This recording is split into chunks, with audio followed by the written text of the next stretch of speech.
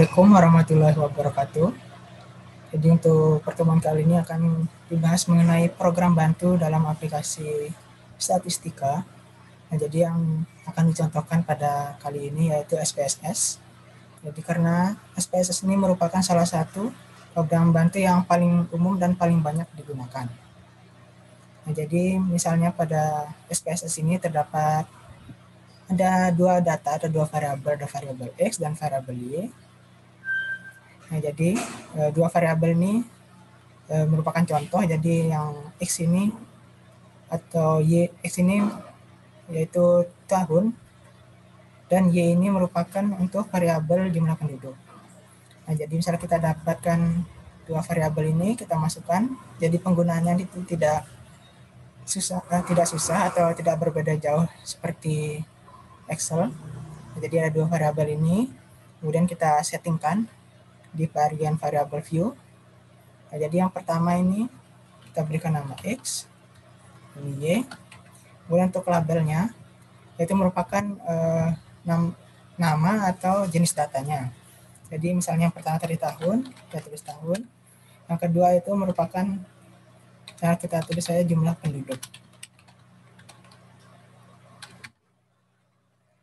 Jadi karena dua data berikut merupakan bukan kategori, maka untuk pengukurannya termasuk nominal. Untuk role-nya input. Jadi align ini merupakan untuk posisi di datanya, yang di bagian data view ini.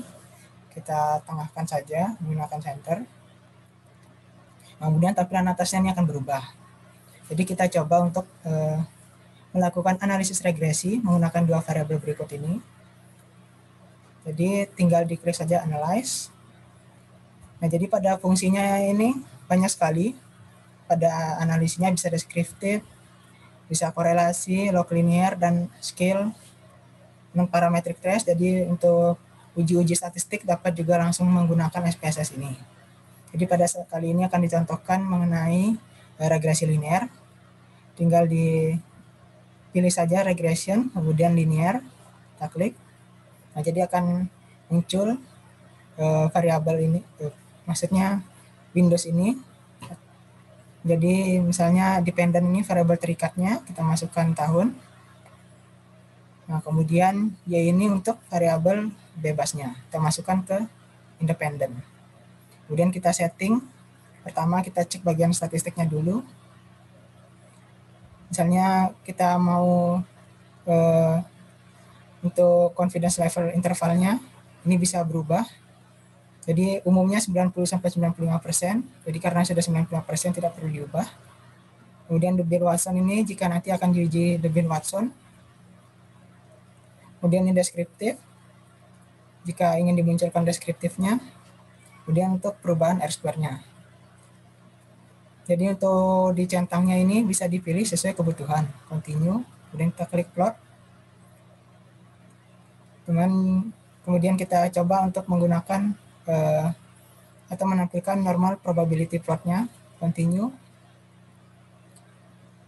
Untuk di save-nya, ini tergantung kebutuhan saja apa yang akan di save dari hasil regresi ini. Nah, nanti akan muncul di bagian kolom sebelah kanannya ini.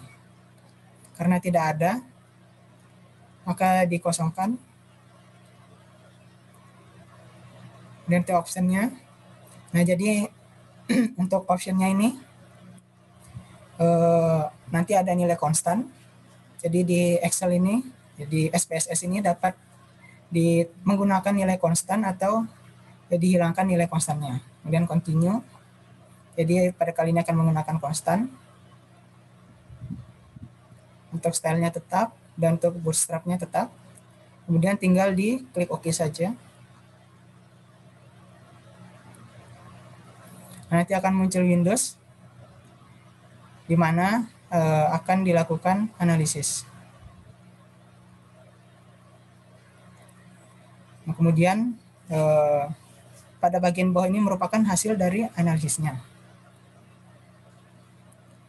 Nah, jadi ini karena terhadap tahun, jadi yang muncul ini merupakan nilai persamaan untuk jumlah penduduknya.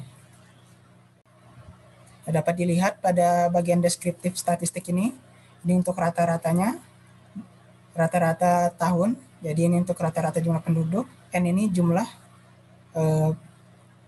datanya. Kemudian ini merupakan standar deviasinya untuk masing-masing variabel. Kemudian ini untuk korelasinya. Nah, jadi yang dilihat itu pada bagian model summary-nya. Nilai R-nya, ini untuk nilai R square-nya itu 0,978, di mana nilai R square 9,78 ini cukup baik. Kemudian dilihat untuk sig-nya juga, jika di bawah 0,05 maka sig-nya itu baik dan model dapat diterima. Kemudian ini untuk uji ANOVA-nya.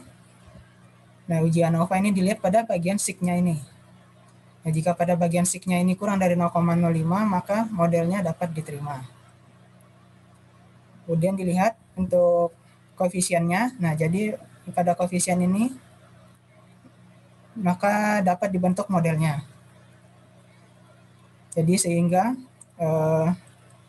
B ini untuk merupakan modelnya. Jadi untuk modelnya yaitu 3 kali 58 kali 10 pangkat min 5 ditambah dengan 1965,359. Nah, B ini jadi modelnya. Kemudian dilihat nilai sig-nya ini. Nah, jika nilai sig kurang dari 0,05 maka modelnya itu dapat diterima. Jika nilai sig-nya ini lebih dari 0,05 maka modelnya itu tidak dapat diterima sehingga perlu dilakukan analisa ulang dan juga dicek kembali nilainya apakah ada yang jelek atau ada yang keliru. Jadi karena tadi dicentang untuk menampilkan normal probability plot-nya, nah gambar di bawah ini menunjukkan untuk normal probability plot untuk dependent variable atau variabel terikatnya tahun.